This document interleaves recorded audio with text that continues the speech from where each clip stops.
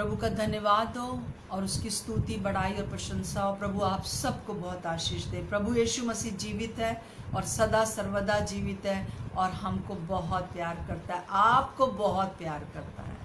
प्रभु महान है। और जैसे कि हम लोग पिछली बार हम लोगों ने एक छोटी सी प्रार्थना किया था कि परमेश्वर की पहचान में मुझे ज्ञान और प्रकाशन का आत्मा मिले। आज फिर से एक छोटी सी प्रार्थना हम करने जा रहे हैं कि उसी के आगे इफिसियों 1:18 में जैसे लिखा है, मेरे मन की आंखें ज्योतिर्मय हो जाएं कि मैं जान लूं कि उसकी बुलाहट की आशा क्या है।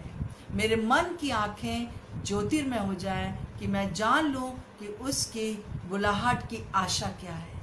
आइए एक बार फिर से कहेंगे, पर मेरे मन की आंखें ज्योतिर्मय हो जाएं कि मैं जान लूं कि उसकी बुलाहट की आशा क्या है। सचमुच में पहली बात हमको जानना है कि प्रभु हमारा क्या है, और फिर हमको जानना है कि मैं कौन हूँ, मुझे क्यों प्रभु ने बुलाया है, मेरी बुलाहट क्या है, और किस प्रकार से उसने जो है मुझको सृष्टि से पहले ही चुन लिया, बना लिया और मुझे अलग कर दिया, और मेरे लिए कुछ स्पेसिफिकली कुछ बातें रखी हैं, आपके लिए कुछ ऐसी चीज़ें रखी हैं जो कि स्पेशल आप ही के लिए है। आज प्रभु चाहता है कि आप उसको जान लें, और प्रभु आपकी अगुवाई करना चाहता है। और जीवित होने के बाद जैसे हम लोग देख रहे हैं कि यीशु मसीह अपने चेलों को दिखाई दिए। सबसे पहले वो मरियम मगदलीनी को दिखाई दिए, फिर क्लियोपास को दिखाई दिए अब उसके फ्रेंड के साथ। और हम देखते हैं किस प्रकार से उसने सारी भविष्यवाणियाँ जो उसके लिए पुराने नियम में लिखी थी सब कुछ प्रकाशित कर दी उनके ऊपर, और उनको बता दिया कि मैं न केवल एक राजनीतिक नेता के लिए आया, न केवल मैं एक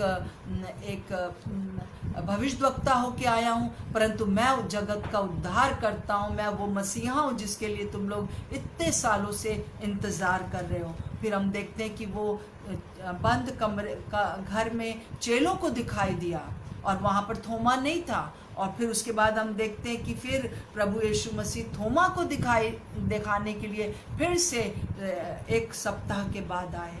और प्रभु ने फिर उसके बाद हम आज जो देखने जा रहे हैं वो ये देखने जा रहे हैं कि कैसे वो जो है वो तिबिरियास की झील के किनारे 7 चेलों को दिखाई देते हैं, जो कि यूहन्ना 21 का 1 से 14 में लिखा हुआ है। 1 से 14 में लिखा है यूहन्ना 21 के कि कैसे प्रभु यीशु मसीह उन सब चेलों को, जो 7 चेले वहाँ पर थे, उनको दिखाई देते हैं। अचानक से एक दिन संध्या के समय पतरस के मन में आता है कि चलो आज जो है हम लोग मैं मछली पकड़ने जाता हूँ। वो कहता है मैं मछली पकड़ने जाता हूँ, और दूसरे चेले भी कहते हैं हम भी तुम्हारे साथ चलेंगे। और उन चेलों में एक नथानियल है और यूहन्ना है और कुछ चेले, 7 चेले थे जो कि इस तिबिरियास झील में गए। रात भर मछली पकड़ते रहे परंतु कुछ भी ना पकड़ पाए। और प्रभु यीशु मसीह एकदम भोर को सुबह उस झील के किनारे पहुंच गए और उन्होंने कहा बालकों, मुझे बहुत अच्छा लगता है ये शब्द, या कहीं कहीं पर इसका ट्रांसलेशन है मित्रों, मेरे मित्रों, और क्या तुम्हारे पास कुछ मछलियां हैं? तो उन्होंने कहा नहीं है। कुछ 200 हाथ की दूरी के ऊपर ये नाव थी और वो लोग शायद वापस ही आ रहे थे, खाली हाथ आ रहे थे। और प्रभु यीशु मसीह ने उनसे कहा अपनी दाहिनी ओर जाल डालो। और जब उन्होंने उसके कहने पर डाला जाल, तब तक वो प्रभु यीशु को पहचाने नहीं थे, कोई नहीं पहचाना था उनमें से 7 में से। और जैसे ही उन्होंने देखा कि मछलियाँ इतनी ज़्यादा उसके अंदर आ गई हैं जो कि खींचने पर भी जाल जो है वो फटा तो नहीं परंतु बहुत मुश्किल हो रहा था, और इसका मतलब बहुत ज़्यादा वहाँ पर मछलियाँ आ गई थी उनकी। और ये देखकर यूहन्ना जो उनके साथ था, यूहन्ना जिसने कि एक किताब लिखी है यूहन्ना सुसमाचार, उसने कहा कि पतरस, मुझे लगता है कि ये यीशु मसीह है, ये प्रभु है। क्योंकि उसको एकदम याद आ गया साढ़े तीन साल करीब 3.5 साल पहले की बात याद आ गई, जो कि गिनेसरत झील के किनारे हुआ था, जब पहली बार प्रभु यीशु मसीह उन लोगों से मिले थे।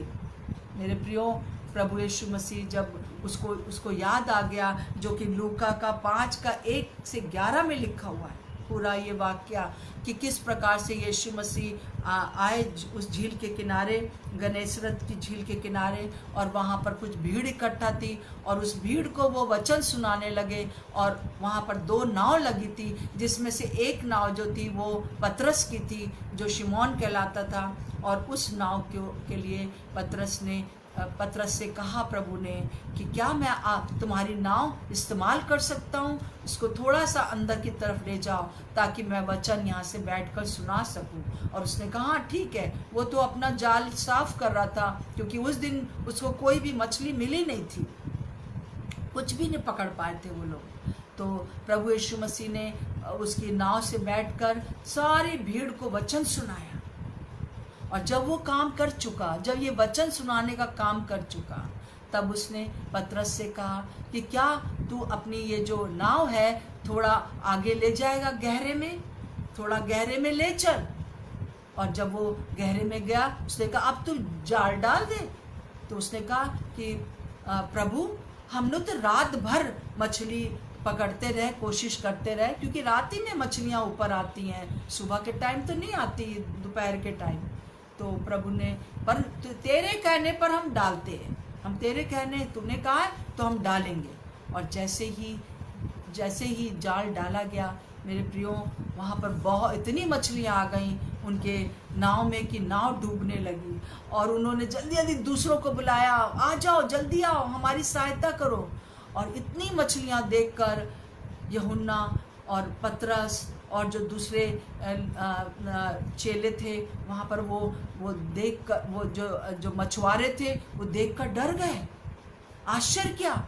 और यीशु मसीह ने पतरस से कहा, और पतरस ने यीशु मसीह से पहले कहा कि तू मेरे पास ही चला जा, मैं बहुत पापी हूँ। और प्रभु ने कहा मत डर, आज से तू जो है, तू मत डर, अब से तू मनुष्यों को जीवता पकड़ा करेगा। मत डर, अब तुझे मछली पकड़ने का जरूरत नहीं है, पर तुझको जो है तू मनुष्यों को जीवता पकड़ा करेगा। ये जो वाक्य था, ये उस समय चेले नहीं समझे और ना ही पतरस समझा, परंतु प्रभु ने बाद में जब यूहन्ना इसको लिख रहा होगा किताब को, इस सुसमाचार को, तब उसे याद आया होगा, अरे वाह, ये बात जो है प्रभु ने कही थी उस समय। और हम देखते हैं कि अब जो है उन लोगों ने क्या किया, सब कुछ छोड़कर, वो सारे जो चेले उस समय जो भी मछुआरे थे, वो पतरस खास तौर से सब कुछ छोड़कर, जाल, मछलियाँ, सब कुछ छोड़कर यीशु के पीछे चला गया।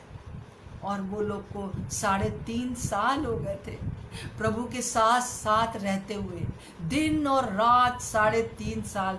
बहुत चीज़ें उन्होंने देखी, अप एंड डाउन देखा, बहुत से आश्चर्यक्रम देखे, बहुत सी चीज़ें, बहुत से प्रभु के वचन सुने, अपने बारे में भविष्यवाणियाँ सुनी। और इसको 3.5 साल हो गए थे। और कुछ दिन पहले उन्होंने देखा था कैसे यीशु मसीह मारे गए, गाड़े गए, और तीसरे दिन जिंदा होके वो मरियम को दिखाई दिए, फिर उनको दिखाई दिए, फिर थोमा के कारण फिर आए।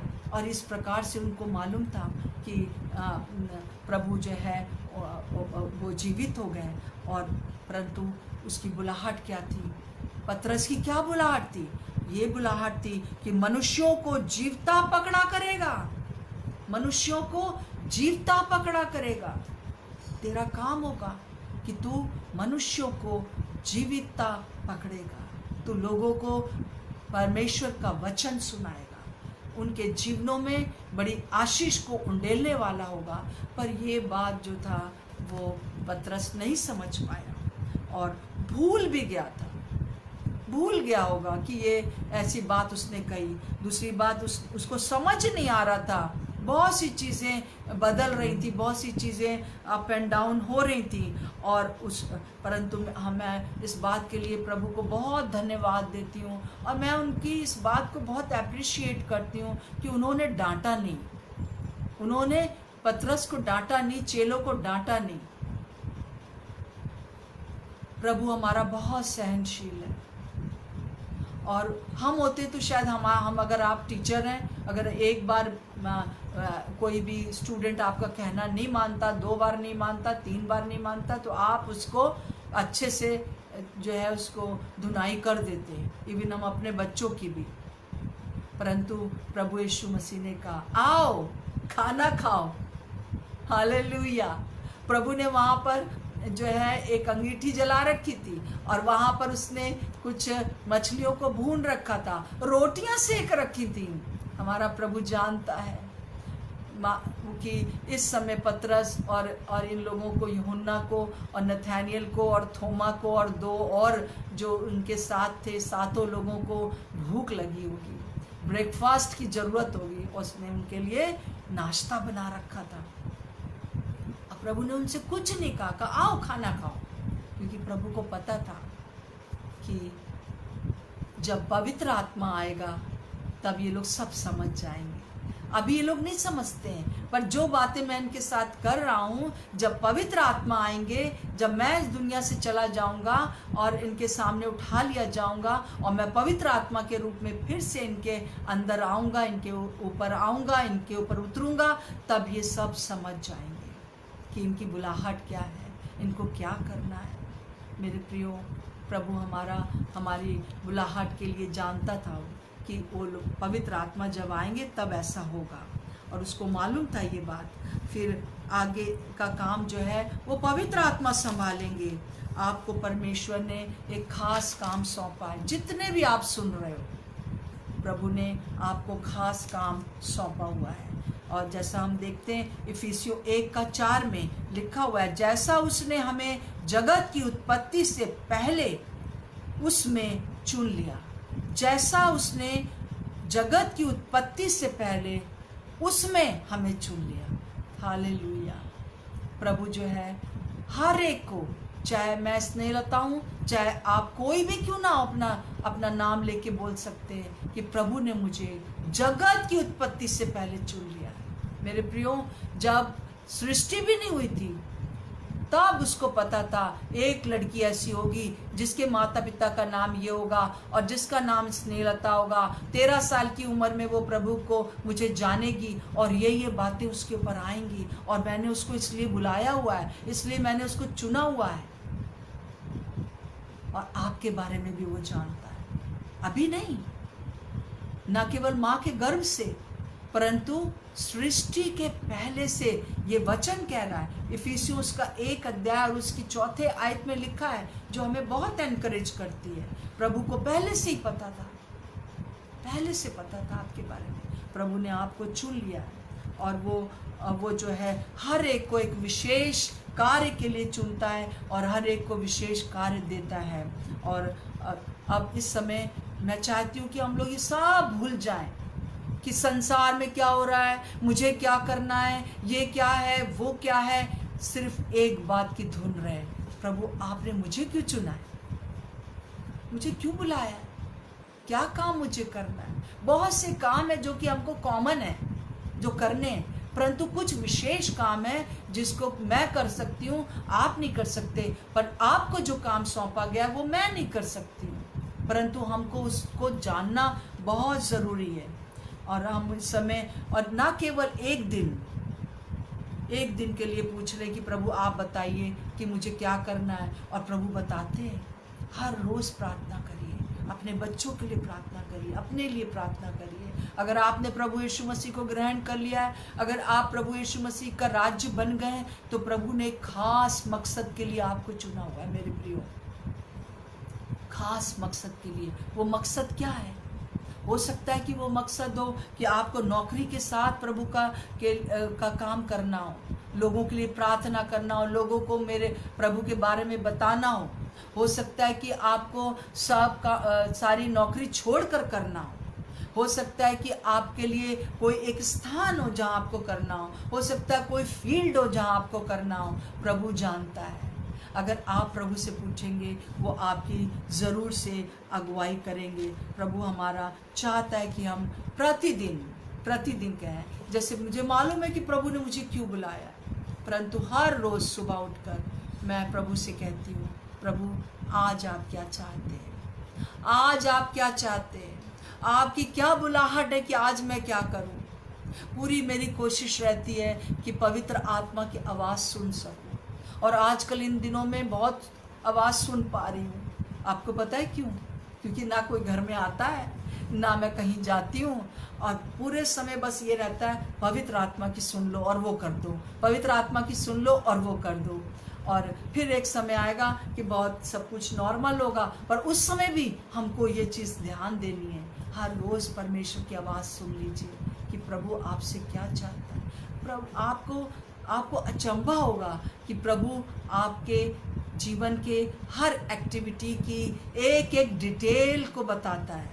प्रभु ने जब नूह को जहाज़ बनाने के लिए कहा, उसने एक एक डिटेल बताई, वो डिटेल का परमेश्वर है। वो बताएगा अगर आप उससे पूछेंगे, अगर आप उसको अपने जीवन में इंटरफेयर करने देंगे तो वो आपको पूरी तरह से बताएगा, और आपका जो समय जो है बर्बाद नहीं होगा, हर दिन उसके लिए बीतेगा।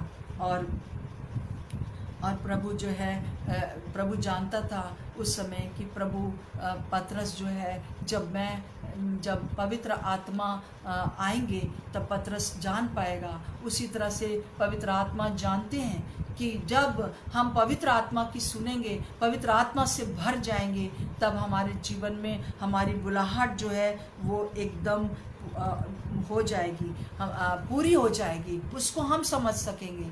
जैसे हम देखते हैं कि प्रभु ने चलते समय आखिरी दिन कहा, जब सबके सामने उठाया जा रहा था, 500 लोगों के सामने, और उसने कहा था कि तुम लोग ये जगह ना छोड़ना, जब पवित्र आत्मा तुम पर आएगा और तुम सामर्थ पाओगे, तब तुम यहूदिया में और सामरिया में और संसार के अंत तक जो है तुम मेरे गवाह हो जाओगे। और उन्होंने बड़ी ही इस बात का कहना माना, और प्रभु के जाते ही उन्होंने 10 दिन तक वेट किया। 50वें दिन, यीशु के जीवित होने के 50वें दिन, हम देखते हैं कि अद्भुत रीति से परमेश्वर का आत्मा उस 120 लोगों के ऊपर उतरा, और उनको परमेश्वर की आत्मा से वो भर गए। और उसी दिन क्या हुआ कि वो जो पतरस समझ नहीं पा रहा था कि उसकी बुलाहट क्या है, उस दिन वो खड़ा हो गया, और उसी दिन जो उसने एक प्रचार किया और 3000 लोगों को, मनुष्यों को पकड़ लिया प्रभु के लिए, और उनको कलीसिया में मिला लिया। मेरे प्रियो, हमको आवश्यकता है होली स्पिरिट की, ना केवल एक दिन भरने की, पर हर रोज़ भरने की, हर रोज़ भरने की। क्योंकि हम हर समय ऐसे रहते हैं दुनिया में कि हमको जो है हमें लीक ज़्यादा हो जाते हैं। तो हमको फिर से हमको रोज़ बरोज़ पवित्र आत्मा से कहना है, प्रभु तू मुझे भर दे, मुझे अपने ज्ञान से भर दे, मुझे अपनी बुलाहट से भर दे, मुझे बता दे कि मुझे क्या करना है। और पवित्र आत्मा इसमें हमारी सहायता करते हैं। जैसे कि उसको कहा गया था कि तू मनुष्यों को पकड़ने वाला हो जाएगा, और सच बात हुई कि पतरस अपने जीवन के आखिरी दिन तक जो है लोगों को पकड़ने वाला हो गया। अर्थात जो सुसमाचार है कि यीशु मसीह उद्धार करता है, यीशु मसीह जीवित है, यीशु मसीह आपको प्यार करता है, दुनिया के हर व्यक्ति को प्यार करता है, इस संदेश को ले जाने के लिए वो उसको चुना गया था, और उसने उसको किया। मेरे प्रियो, मेरे अपने जीवन में भी मैं थोड़ा सा बताना चाहती हूँ कि जैसे मैंने आपको बताया कि मेरा जन्म ऐसे स्थान पर हुआ जहाँ मैं यीशु मसीह के बारे में कुछ नहीं जानती थी, पर 13 साल की उम्र में मैंने उसको जाना, उसकी आवाज़ को सुना, और मैं उसके पीछे हो ली। और जब मैं बड़ी हुई तो मैं एक स्कूल में पढ़ाने के लिए गई। यहाँ पर एक झांसी के पास एक कुलपहाड़ में एक स्कूल है, वहाँ पर एक अनाथालय है, उसमें वहाँ के बच्चों को मैं पढ़ाने के लिए चली गई। और उस समय तक मेरी इंगेजमेंट हो गई थी। और ये मैं आपको बता रही हूँ 43 इयर्स पहले की बात, कि किस प्रकार से प्रभु ने उस समय मुझे बुलाया। और जब मैं वहाँ पहुँची और मेरी इंगेजमेंट हो गई थी, और मैं ज्योग्राफी की टीचर थी और हिंदी की टीचर थी, और एक ज्योग्राफी के क्लास में 7th क्लास में पढ़ा रही थी। परंतु उस दिन जो भी मैंने प्रिपेयर किया था वो सब कुछ मेरे माइंड से गायब हो गया। मुझे कुछ याद ही नहीं आ रहा था कि मैं क्या पढ़ा रही थी, मैं अपना लेसन प्लान मैंने क्या बनाया था आज सुबह। और फिर उसके बाद मुझे बस एक आवाज़ अंदर से आई कि इनको, ये जो बच्चे बैठे हैं, इनको कोई भी ज्योग्राफी और हिंदी पढ़ा देगा, परंतु इनको मेरे बारे में, मेरे प्रेम के बारे में, मेरे छुटकारे के बारे में कौन बताएगा, इनके लिए कौन प्रार्थना करेगा, इनको कौन शांति की बातें बताएगा। और फिर उसके बाद उस दिन मैंने बहुत थोड़ा सा कुछ अपने बारे में बताया, परंतु दूसरे दिन उसी हफ्ते में एक बार और ऐसा हुआ कि मैं दूसरे क्लास में थी और उस दिन भी यही बात हुई। और मुझे मालूम था कि ये रोज़ रोज़ नहीं चलेगा, क्योंकि जिस काम के लिए मुझे रखा गया पढ़ाने के लिए, वो मुझे विश्वास योग्यता से करना है। ये रोज़ नहीं होगा कि मेरा माइंड ब्लैंक हो गया और मैं बताने लगी परमेश्वर के बारे में, उनके प्रेम के बारे में। और मैंने ये बात जो थी, हम लोग क्योंकि 43 इयर्स पहले बहुत फ़ोन्स नहीं होते थे कि हम लोग फ़ोन पे बात करें, मैंने अपने होने वाले हस्बैंड को जो है एक लेटर लिखा कि मुझे ऐसा सा लगा है और मुझे लगता है कि प्रभु ने मुझे अपनी सेवा के लिए बुलाया है, मुझे अलग किया है। और बहुत एक अजीब सी बात ये हुई कि हम दोनों का लेटर क्रॉस हुआ, उनका भी उधर से आया और मेरा भी इधर से आया। और उन्होंने भी यही लिख रखा था कि मैं यहाँ पर जब अपने ऑफिस में बैठा था तो परमेश्वर ने मुझसे कहा कि ये काम तो मैक्सवेल कोई भी कर लेगा, पर मेरे बारे में, मेरे प्रेम के बारे में दूसरों को कौन बताएगा। और हम दोनों ने इस बात का फैसला किया कि हम लोग बहुत जल्दी अपनी नौकरी छोड़ देंगे। और शादी के तुरंत बाद हम लोगों ने प्रभु के कार्य को आरंभ किया, प्रभु की सेवा आरंभ की, जो आसान नहीं थी, क्योंकि हमारे दोनों पेरेंट्स, हमारे दोनों घर के लोग, मेरे हस्बैंड के भाई बहन और मेरे मम्मी पापा, वो लोग खुश नहीं थे कि अपनी इतनी नौकरी छोड़कर तुम लोग क्या बेवकूफ़ी कर रहे हो और क्या झोला लटकाए फिरते हो, कि ट्रैक्स देते रहते हो, ये करते हो, वो करते हो। दोनों बहुत गुस्सा थे, परंतु हम लोगों ने इस बात का फैसला किया। मेरे प्रियो, कई बार उसके बीच में बहुत मुश्किलों का सामना करना पड़ा। कई बार शायद मेरे पास सिर्फ थोड़ी सी साड़ियाँ हुआ करती थी और मेरे हस्बैंड के पास थोड़े से कपड़े थे, थोड़ा सा सब कुछ था, परंतु उस थोड़े में हम बहुत खुश थे, क्योंकि ये चीज़ हमने निर्णय लिया था प्रभु के लिए। और कई बार ये भी हुआ कि जिस समय हम पैसे के बहुत मुश्किल में थे, क्योंकि हम दोनों ने इस बात का निश्चय कर लिया था कि हम अपनी कोई भी आवश्यकता के बारे में किसी को नहीं बताएंगे, केवल यीशु मसीह को बताएंगे। और इसलिए कभी भी हमने किसी से कोई पैसा नहीं मांगा, कुछ ऐसा नहीं किया। और फिर एक बार या 2 बार ऐसा हुआ मेरे साथ कि एक बहन और दूसरी बार एक जनाए, उन्होंने मुझसे कहा कि आपको कल ही नौकरी मिल जाएगी, आप एप्लीकेशन लिखिए, आप मैक्सवेल काम कर रहे हैं, आप सेवा मत करिए और आप जो है सेवा के साथ साथ नौकरी भी करिए। तो जबकि हम किसी से कुछ नहीं कह रहे हैं, परंतु फिर भी कई लोग हमको प्यार करते हैं। मेरी माँ कई दफ़ा आके मुझे बहुत बोलती थी कि अरे बड़ी बेवकूफ़ हो तुम लोग, और ये है वो है, नौकरी करो। तो पर मैं उनसे कहती थी, माँ मुझे प्रभु ने अपनी सेवा के लिए बुलाया है। और जब दो लोगों ने अलग अलग समय पर मुझे कहा कि आपको नौकरी मिल जाएगी, आप नौकरी करिए, मैंने कहा ठीक है, आप कह रहे हैं, मैं आज जो है प्रार्थना करूँगी। और रात भर मैं दोनों टाइम बहुत बेचैन रही।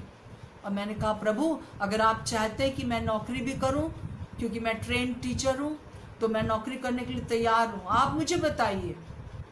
और हर दोनों बार मेरे सामने एक ही बात आती थी, जैसा रूत की किताब में लिखा हुआ है, बोआज ने रूत से कहा, तू किसी और खेत में न जाना, इसी खेत में काम करना, इसी मेरे खेत में काम करना। और इस चीज़ को लेकर मैंने उनको मना किया। मैं जानती हूँ कि प्रभु की सेवा करना आसान नहीं है, परंतु प्रभु की सेवा में बहुत आनंद है। और मैंने उन दोनों को जिन्होंने अलग अलग टाइम पर मुझे आके कहा था कि हम तुम्हें नौकरी दिलाएंगे, मैंने उनको बहुत थैंक यू कहा, परंतु मैंने कहा कि नहीं, मुझे नौकरी नहीं करना है। अब ये एक मतलब नहीं है कि अगर प्रभु ने मुझे ऐसे बुलाया है तो आपको भी ऐसे बुलाया होगा। प्रभु हो सकता है कि आपको नौकरी के साथ बुलाए, प्रभु हो सकता है कि प्रभु थोड़े समय के लिए आपको नौकरी के लिए कहे, या हो सकता है कि किसी और प्रकार से प्रभु आपकी सेवा लेना चाहता है। प्रभु ने किस काम के लिए आपको अलग किया है, ये जानना बहुत ज़रूरी है। और प्रभु ने मेरी सहायता किया। और मैं और मेरे हस्बैंड प्रभु की सेवा करते थे, बहुत मेहनत करते थे। मैं बहुत मेहनत करती थी कि किसी भी प्रकार से लोगों के ऊपर शांति हो और प्रभु का वचन उनको सुना सकूं, पर बहुत थोड़ा सा रिजल्ट मुझे दिखता था, बहुत थोड़ा सा। और इस बात के लिए अक्सर मैं सोचती थी कि हाँ, जितना हम मेहनत करते हैं उतना हमको रिजल्ट नहीं दिखता है। एक दिन ये हुआ कि मेरे हस्बैंड घर पर नहीं थे, वो दूसरे सिटी में गए हुए थे, मैं अपने बच्चों के साथ थी। और किसी ने मेरे घर का दरवाज़ा खटखटाया और मैं जब उठ के गई, वहाँ पे कोई नहीं था। फिर उसके बाद 2:30-3 बजे रात की बात थी, और फिर उसके बाद फिर एक बार खटखटाहट हुई, फिर मैं गई, फिर कोई नहीं था। तो मैंने सोचा हो सकता है कि प्रभु मुझे चाहता हो कि मैं प्रार्थना करूं। ये मेरे साथ अक्सर होता रहा है कि प्रभु इस प्रकार से मेरे साथ करते रहें। और मैं बैठकर प्रार्थना करने लगी। मैं अपने घुटने टेक कर अपने बच्चों के पलंग के पास बैठकर प्रार्थना करने लगी। और जैसे हमेशा प्रार्थना करती थी अपने पति के लिए, अपने चर्च के लिए, अपना सेवा के लिए, अपने रिश्तेदारों के लिए, सबके लिए प्रार्थना कर रही थी। और उस समय ये हुआ कि मेरी ज़ुबान जो थी वो लड़खड़ाने लगी। मैं ऐसी बैकग्राउंड से आती थी जहाँ हम लोगों को हमारे जगह पर कलीसिया के ऊपर ये हमें सिखाया गया था कि ये जो होती है, ये गैर ज़ुबानें जो होती हैं, अन्य अन्य भाषा जो होती है, ये हम लोग के लिए नहीं है, ये सिर्फ उस समय के लिए थी। और ये कभी कभी ये दुष्ट आत्मा आ जाती है। और मुझे बहुत डर लगता था, क्योंकि उस समय जो पेंटिकॉस्टल लोगों से मैं मिली थी, वो लोग बहुत चिल्लाते थे, बहुत उछलते कूदते थे, और बहुत ज़्यादा उनकी आवाज़ें निकलती थी। तो मुझे उनसे बहुत डर लगता था। मैं हमेशा उन लोगों से थोड़ा दूर रहती थी। मेरे अंदर एक प्रेजुडिसेस था उन लोगों के लिए। परंतु उस रात को मैं बहुत घबरा गई कि ये क्या हो रहा है, मेरे अंदर कैसे दुष्ट आत्मा आ गई। और मैंने करीब 45 मिनट्स तक बहुत स्ट्रगल किया मेरे प्रियो।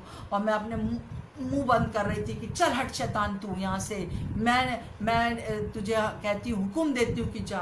पर मैंने रियलाइज़ किया कि मैं बचपन से 13 साल की उम्र से और अभी तक जो था, जब कभी भी किसी प्रकार से मेरे घर में बहुत ज़्यादा, मेरे अपने मायके में बहुत ज़्यादा सब कुछ होता रहता था, तो मैं जानती थी कि बस जब मैं उस समय कहती थी कि यीशु मसीह मुझे बचाइए, तो बाद में निकलता था, यीशु मसीह का नाम सुनते ही वो दुष्ट आत्मा भाग जाते थे और वो मुझे तंग नहीं करते थे। यीशु मसीह के नाम में सामर्थ है, इस चीज़ को मैं 13 साल की उम्र से जानती थी मेरे प्रियो। पर आज क्या हो रहा है, ये यीशु मसीह का नाम काम क्यों नहीं कर रहा। मैंने उसी समय फिर कहा कि यीशु मसीह अगर ये आपकी ओर से है तो मुझे हिंदी में बता दीजिए, ताकि मैं समझ सकूं कि मैं क्या बोल रही हूँ। और उसी समय मैं एक सेंटेंस कोई और भाषा में बोल रही थी, पसीने से तर थी, परंतु अपनी आवाज़ को कंट्रोल कर सकती थी। ऐसा नहीं था कि मैं बहुत चिल्लाऊं या बहुत बेकाबू हो जाऊं। और मैंने कहा कि मुझे हिंदी में बताइए। उसी समय एक बहुत तेज़ रोशनी मेरे चारों ओर थी और उसके बाद जो था वो अंधकार था और मेरे अंदर से कोई चीज़ें ऐसे छोटी छोटी काली आकृतियाँ निकल कर उस अंधकार में जा रही थी और मैं ये बोल रही थी जैसे कि दूसरा तिमुथियुस 1:7 में लिखा है कि मैंने तुम्हें भय की नहीं परंतु सामर्थ की, प्रेम की और संयम की आत्मा दिया है। मैंने तुम्हें भय की नहीं परंतु सामर्थ की, प्रेम की और संयम की आत्मा दिया है। और मैंने रियलाइज़ किया कि मेरे अंदर बहुत भय का आत्मा था, शायद ऐसे बैकग्राउंड से आने के कारण बहुत भय का आत्मा था। मेरे हस्बैंड अगर घर में नहीं होते थे तो मैं अपनी आंख बंद करके प्रार्थना नहीं कर सकती थी। मुझे लगता था कोई बैठा है पीछे, कुछ ये है कुछ वो है। और कोई अगर दुष्ट आत्मा से ग्रसित किसी व्यक्ति को देख लेती तो बहुत तेज़ भागती थी। मुझे बिल्कुल बहुत डर लगता था। परंतु उसी समय मुझे याद आया और ये चीज़ जो थी काफ़ी देर तक चलती रही अन्य भाषा में। और फिर ये सेंटेंस दूसरा तिमुथियुस उसका 1:7। मेरे प्रियो, उस दिन से मेरे अंदर से भय की आत्मा दूर हो गई। मेरे अंदर बहुत से बदलाव आए, बहुत से बदलाव आए।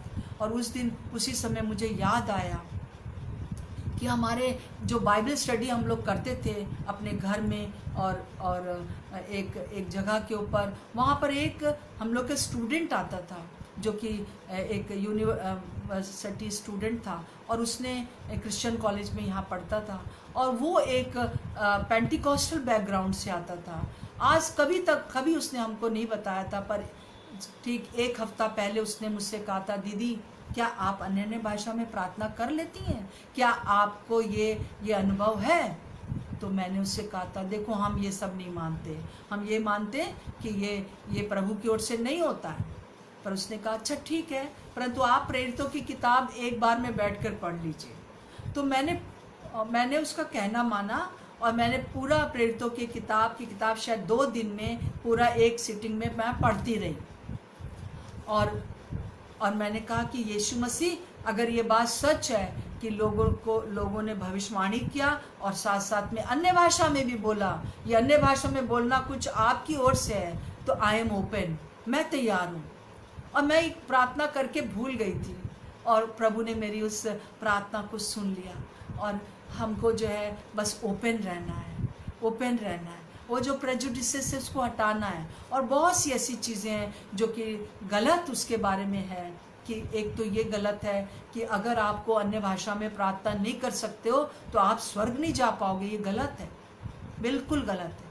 क्योंकि जब आपने प्रभु को ग्रहण कर लिया है, प्रभु का राज आपके जीवन में स्थापित हो गया है, तो आप जैसे ही इस दुनिया से अपना जीवन छोड़ते हैं आप स्वर्ग में होंगे, आपका नाम जीवन की पुस्तक में लिखा हुआ है। और दूसरी बात यह है कि प्रभु जो है वो हमको जो है ज़बरदस्ती किसी के साथ ना करे कि अभी चलो अभी करो।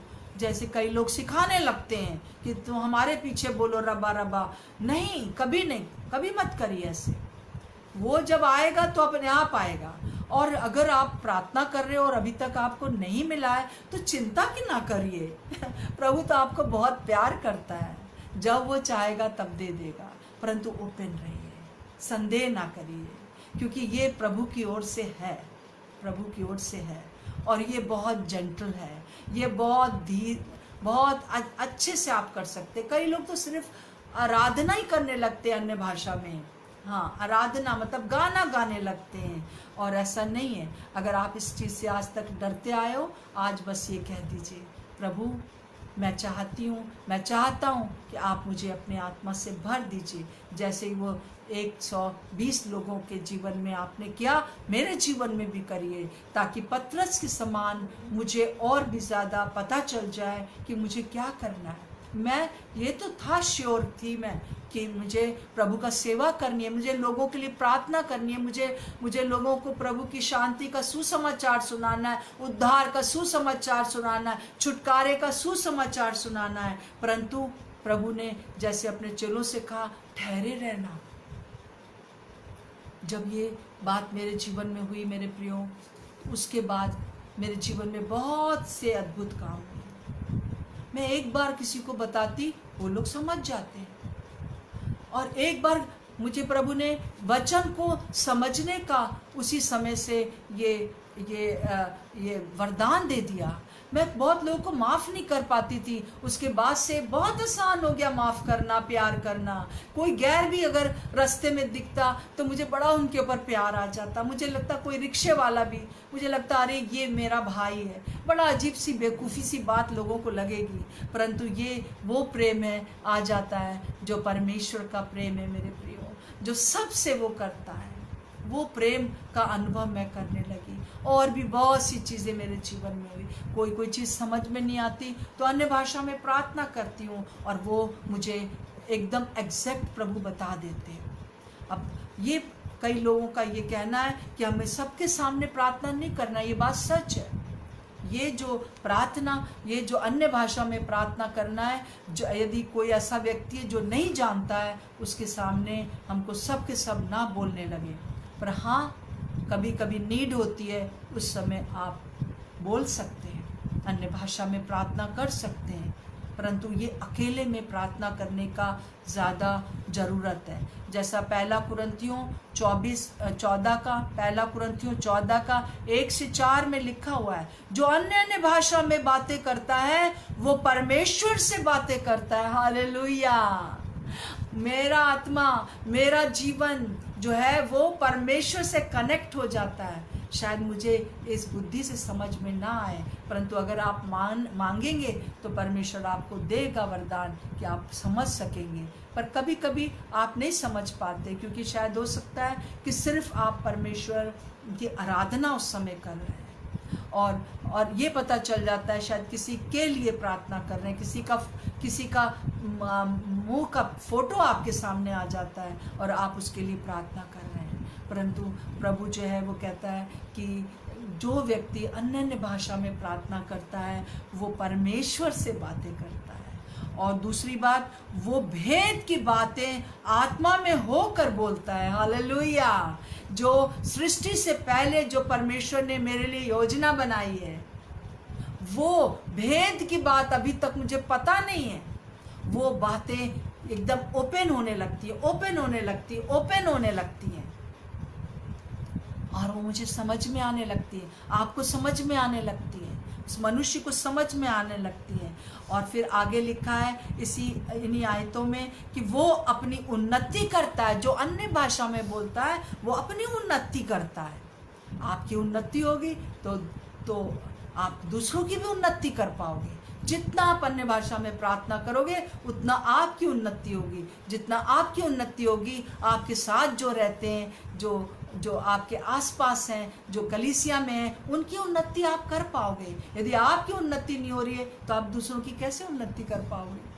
इसलिए ये जो वचन है बहुत इम्पोर्टेंट है। यहाँ जो पौलुस कह रहे हैं कि भविष्यवाणी ज़्यादा इम्पोर्टेंट है, उसको कई बार लोग जो है गलत इंटरप्रिटेशन करते हैं, गलत सोचते हैं कि भविष्यवाणी ज़रूरत है और अन्य भाषा में प्रार्थना करना बिल्कुल ज़रूरी नहीं। इसी के अंतिम पद के इसी के पहला कुरिन्थियों 14 का अंतिम पद पढ़िए, उसमें लिखा है कि आपको सब प्रकार के वरदानों की धुन में रहना है, खास तौर से भविष्यवाणी के वरदान के धुन में, पर अन्य भाषा के लिए भी मना नहीं करना है। मेरे प्रियो, ये एक बहुत बड़ी सामर्थ्य है जो प्रभु ने हमें दी है कि हम परमेश्वर से बात करते हैं, परमेश्वर का आत्मा हमसे बात करता है और कनेक्ट हो जाते हैं हम। हो सकता है कि हमारी बुद्धि ना समझ पाए, परंतु हमारी आत्मा में बहुत कुछ रिवील हो जाता है जो हमको समझ में आता है बाद में। मेरे प्रियो, जैसे ही पतरस के जीवन में ये हुआ, उसने ये कार्य किया। ये कार्य जैसे उसका जो भेद था, उसको समझ नहीं आ रही थी कि मुझे ये क्या बोलता है कि तू मनुष्य को जिंदा पकड़ेगा, ये मुझे समझ नहीं आ रहा है। पर उस दिन उसको समझ में आ गया और जीवन के अंतिम दिन तक उसको समझ में आया। ओपन रहिए। प्रभु आपको प्यार करता है, वो देना चाहता है। ज़बरदस्ती ना किसी के साथ करिए। ये नहीं सोचिए कि मुझे एकदम मिल गया तो इसको भी मिल जाएगा। बस कहिए कि प्रभु मुझे भी चाहिए, आप मुझे दीजिए। और डरने का कोई ज़रूरत नहीं है, क्योंकि वो पवित्र आत्मा है। वो तो पवित्र आत्मा है, वो हमें पवित्र करता है, प्यार करता है हमको जो है, जो सृष्टि से पहले जो परमेश्वर ने आपके लिए योजना बनाई है उसको आप में होने देता है। Hallelujah, hallelujah. प्रभु का धन्यवाद हो, प्रभु का धन्यवाद हो कि वो जीवित है और वो सब कुछ कर सकता है। प्रभु हमारा महान प्रभु है और उसके सामने कुछ भी कठिन नहीं है। आइए हम प्रार्थना करेंगे। आइए प्रभु यीशु मसीह, हम आपको धन्यवाद देते हैं कि आपने पतरस के साथ ज़बरदस्ती नहीं किया, परंतु आपको पता था जब होली स्पिरिट आएंगे तब सब कुछ बता देंगे। जो काम उनका था वो उन्होंने कर दिया, बाकी काम प्रभु करेंगे।